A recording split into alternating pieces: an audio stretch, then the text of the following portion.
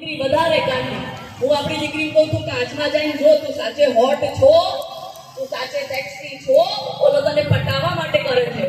એક તમને છોકરીનું અહીંયાનું ઉદાહરણ આપું છું. એક ભરૂચનો મુસ્લિમ છોકરો આવી જ રીતના ગેમ રમતા રમતા ઓનલાઈન ગેમમાં ઉત્તર પ્રદેશની છોકરીને ફસાવે. અને એ છોકરીને ફસાવે છે. એ છોકરી કઈ નાની નથી, 22 વર્ષની છોકરી હતી. આ કિસ્સો સાંભળવા જેવો છે. મારા ભાઈ અહીંયા સાઈડમાં ઉભા છો, હું ક્ષમા માંગુ તમારા માટે ખુરશી કમ પડી, પણ તમે ઉભા સાંભળો છો તો કઈ વાંધો નહીં. આ લોકો માટે જોરદાર તાળીઓ વગાડો. ઘરના ક્યાં અહીંયા ઉભા સાંભળે છે. આપણા માટે તાળી વાગતી ને રે ભાઈ. એ છોકરીને એને ઓનલાઈન ભરૂચના મુસલમાને ફસાવીને એવી ફસાવી કે ઓલી છોકરી ઉત્તર પ્રદેશથી ભાગીને સીધી ભરૂચ આવી. તો આપણી ટીમને ખબર પડી, આપણા હિન્દુ સંગઠનના છોકરાઓએ એને પકડી પોલીસ સ્ટેશન બધા બેઠા. તો પોલીસ સ્ટેશનથી છોકરી હિન્દુ એડવોકેટને હાયર કરીને હિન્દુ એડવોકેટને પોલીસ ચોકી મોકલી કે છોકરીને લઈ આવે. ઓળખી ઉંમર છે. તો છોકરી કે હું તો જઈશ, મારા અબ્દુલ સાથે જ જઈશ, મેરા વાલા અબ્દુલ ऐसा नहीं है. ખૂબ સમજાવી, છોકરી ન માની. તો આપણે પોલીસને કીધું, ભરૂચ પોલીસને, કે છોકરીના મા બાપ ઉત્તર પ્રદેશથી નીકળી ગયા છે, ટ્રેનમાં બેઠા છે, એ કાલે અહીંયા પહોંચી જશે. એ છોકરીના મા બાપની સામે જે થશે એ વાત થશે ને પછી જે નિર્ણય લેવાશે. પણ અત્યારે અમે એને મુસલમાન સાથે તો જવા નહીં જ દઈએ. એટલે આપણે છોકરીને રાતે સખી ગૃહમાં રાખી. તો પેલી જે હિન્દુ એડવોકેટ હતી, જો આવા નાસ પીટિયા આવા અધર્મી આપણામાં છે કે આપણી જ હિન્દુ દીકરી મુસલમાનમાં ભગાવવા માટે, ચંદ રૂપિયા માટે, એ આપણી દીકરી ઉપર અને પોલીસ પ્રશાસન ઉપર પ્રેશર નાખવા માંડી. અને પ્રેશર નાખીને એને કીધું કે આ પૂરતી ઉંમર છે, જો તમે છોકરી નહીં ગુમ કરો તો તમારા ઉપર એનું અગવા કર્યું છે એનો કેસ ઠોકી દઈશ. એટલે પેલી જે સખી ગ્રહવાળી ગ્રહમાતા હતી તો ડરી ગઈ.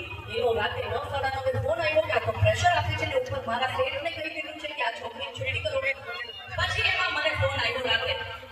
હું મુંબઈમાં કાર્યક્રમમાં હતી કે મને કે બેન હવે આ મેટર તો તમે જ હેન્ડલ કરી શકો. આ તો છોકરીને મુક્ત કરી શકે, છોકરીને રાખો કે મુસલમાન રાતે લઈ જશે તો ત્યારે કાલે ક્યાં લઈ ગયો તો ખબર નહીં પડે ને. એના મા બાપ તો નીકળી ગયા છે.